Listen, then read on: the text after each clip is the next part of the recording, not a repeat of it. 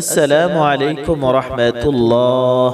হযরত উসমান রাদিয়াল্লাহু তাআলা আনহু বলেন, হুজুর সাল্লাল্লাহু আলাইহি ওয়াসাল্লাম একদিন একটি জামাত ইয়ামেনে পাঠিয়েছেন এবং তাদের মধ্যে একজন সাহাবীকে তাদের আমির বানিয়ে দিয়েছেন, যার বয়স ছিল সবথেকে কম।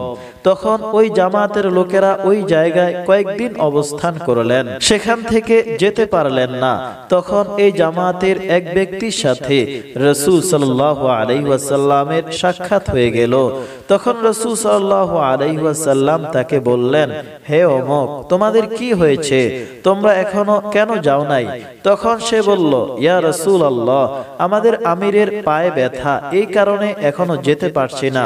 রাসূল সাল্লাল্লাহু আলাইহি ওয়াসাল্লাম তখন আমিরের নিকট গেলেন এবং এই দোয়াটি 7 বার পড়ে ওই ব্যক্তির উপর দম করলেন।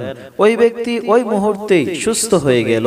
সেই দোয়াটি হলো, বিসমিল্লাহি ওয়া বিল্লাহি আউযু বিল্লাহি ওয়া কুদরাতিহি মিন শাররি মা ফিহা।